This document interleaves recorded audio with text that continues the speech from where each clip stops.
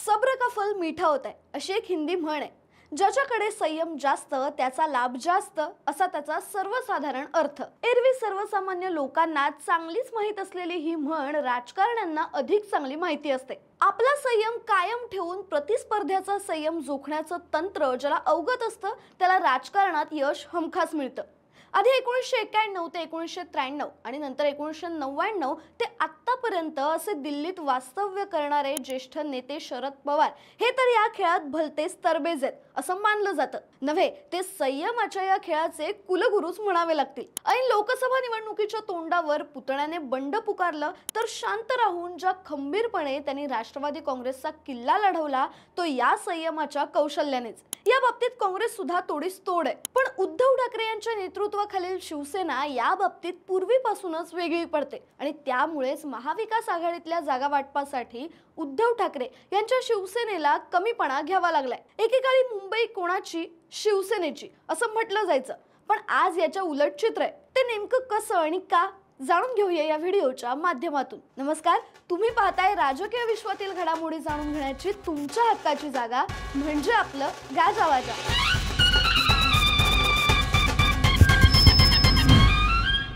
तर याच संयमाच्या बळावर त्यांनी 1999 ते 2014 अशी 15 वर्ष काँग्रेसच्या नेतृत्वाला महाराष्ट्रात आणि दिल्लीत खेळवलं. परंतु दिल्लीच्या दरबारी राजकारणात मुरलेले काँग्रेसचे नेतेही त्यांना शेरास सव्वा शेर होते. ज्या गावच्या बोरी त्याच गावच्या बाभळी या म्हणीप्रमाणे तेही समोरच्या संयमाचा अंत पाहणारेच होते. त्यांच्या या कौशल्यामुळेच काँग्रेस आणि राष्ट्रवादी काँग्रेसच्या आघाडीचं भविष्य अनेकदा टांगणीला लागलं होतं.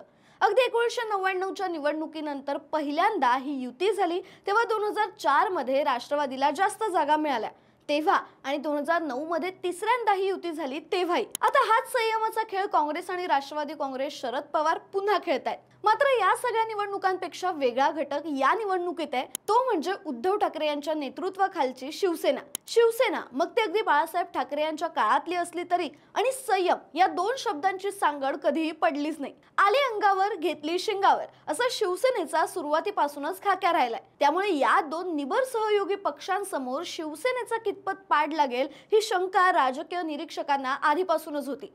विधानसभा निवडणुकीच्या जागा वाटपाच्या निमित्ताने ही शंका साधार ठरत असल्याचं दिसतंय. अगदी उद्धव ठाकरे यांच्यापासून शिवसेनेचे सर्वसामान्य कार्यकर्ते आणि इच्छुक उमेदवार या जागा वाटपाच्या निर्णयासाठी घायगुतीला आले असले तरी दोन्ही काँग्रेसची वरिष्ठ नेते मंडळी ताकाला तूर लागू द्यायला तयार नाहीयेत. वाजली तर पुंगी नाहीतर गाजर हे सूत्र डोळ्यांसमोर ठेवून जणू काँग्रेस वाटचाल करतय. या डावपेचांनी उबाठा सेनेच्या नेतृत्वाचा एवढा त्रागा झाला की भर बैठकीतून संजय राऊत रागाने बाहेर पडले. लोकसभा निवडणुकीत अनपेक्षित यशाची लॉटरी लागलेल्या काँग्रेसच्या नेत्यांनी लगोलग स्वबळाची भाषा सुरू केली. काँग्रेसचे प्रदेशाध्यक्ष नाना पटोले आणि माजी मुख्यमंत्री पृथ्वीराज चव्हाण त्यात आघाडीवर होते. विशेष म्हणजे काँग्रेसच्या केंद्रीय नेतृत्वानेही पटोले आणि चव्हाण यांना रोखलं नाही. पृथ्वीराज चव्हाण यांची काँग्रेस श्रेष्ठींची जवळीक लक्षात घेतली तर त्यांच्या वक्तव्यामागे बोलवता धनी कोण होता हे लक्षात येतच. कदाचित हरियाणात काँग्रेसला अपेक्षेप्रमाणे सत्ता मिळाली असती तर एव्हाना काँग्रेसने शिवसेनेला एक ओझ म्हणून महाविकास आघाडीतून बाजूलाही काढलं असतं.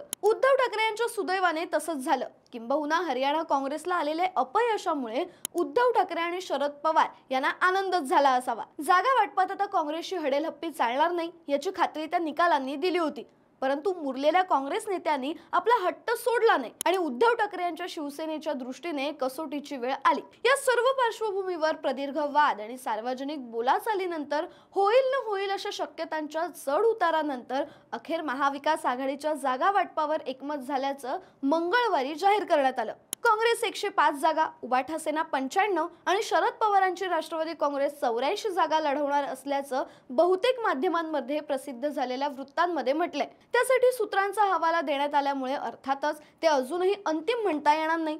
उर्वरित 4 जागा आघाडीतील लहान मित्र पक्षांसाठी सोडण्यात आल्या. आता मगाशी म्हटल्याप्रमाणे नाना पटोले यांनी उबाठा सेनेच्या संयमाचा अंत पाहिल्यामुळे पटोले असतील तर आम्ही चर्चेला येणार नाही असा निर्वाणीचा इशारा देण्यापर्यंत सेनेची मजल गेली होती. त्यानुसार काँग्रेसने पटोले यांच्या जागी ज्येष्ठ नेते बाळासाहेब थोरात यांची नियुक्ती केली. थोरात यांनी शरद पवार आणि उद्धव ठाकरे यांची भेट घेतल्यानंतर जागा वाटपाची चर्चा सोमवारी तिन्ही पक्षांमध्ये पुन्हा सुरू झाली. मात्र पटोले यांच्याप्रमाणे सार्वजनिक शिरसंधान केलं नसलं तरी थोरात यांनी आपली कामगिरी व्यवस्थित बजावल्याचं या फॉर्म्युल्यावरून दिसून येतंय। जे पटोले यांना हवं होतं तेच थोरातांनी साध्य केलंय। म्हणजेच लोकसभेत सर्वाधिक जागा लढवणाऱ्या शिवसेनेला काँग्रेसपेक्षा दुय्यम भूमिका घ्यावी लागली। राज्यात आम्हीच मोठा भाऊ असं एकेकाळी अभिमानाने सांगणाऱ्या शिवसेनेसाठी ही जर नामुष्की नसेल तर आणखी काय असणार। साधारण 1988 ते 2014 पर्यंत एकसंध शिवसेना आणि भाजपची युती होती। तेव्हा छोटा भाऊ मोठा भाऊ ही शब्दावली खूपच प्रचलित होती। उद्धव ठाकरे यांनी बाळासाहेबांकडून नेतृत्वाचा वारसा घेतला, तसाच या शब्दाचाही वारसा घेतला। बाळासाहेबांच्या निधनानंतर उद्धव यांनी सातत्याने या शब्दांचा उच्चार करून भाजपला कमी लेखायचा प्रयत्न केला।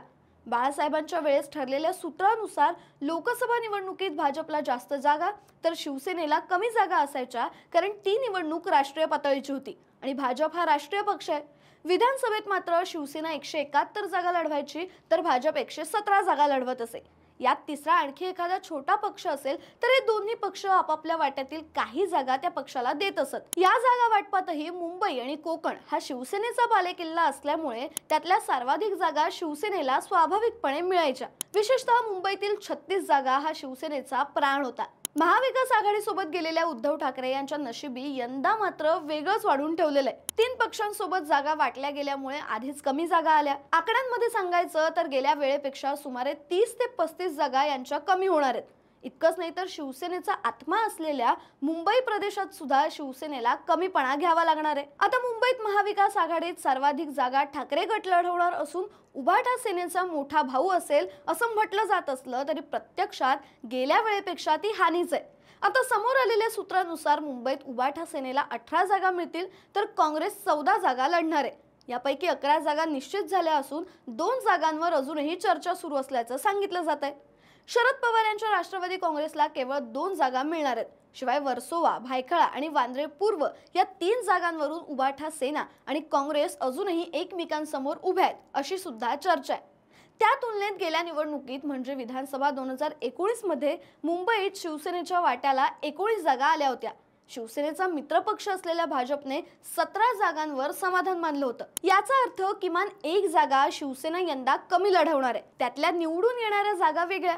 तर आवाज कोणाचा? शिवसेनेचा। मुंबई कोणाची? शिवसेनेची। या एकेकाळी शिवसेनेच्या लोकप्रिय घोषणा होत्या। बाळासाहेब ठाकरे यांच्या निधनानंतर केवळ 12 वर्षांच्या आत या घोषणांची पूर्ण रया घालवून टाकण्याचं काम शिवसेनेच्या सध्याच्या नेतृत्वाने केलंय। मुंबई कोणाची? आघाडीच्या भागीदारांची अशी आज या घोषणांची गत झाली। केवळ भाजपला विरोध करायचा म्हणून आणि आणखी स्पष्ट सांगायचं तर नरेंद्र मोदी यांना विरोध करायचा म्हणून शिवसेनेने केलेला हा आत्मघात आहे। याला दुसरं नावच नाही। राजकीय विश्वातील अशाच नवनवीन घडामोडी जाणून घेण्यासाठी गाजावाजाला लाईक, शेअर, फॉलो आणि सबस्क्राईब करायला विसरू नका।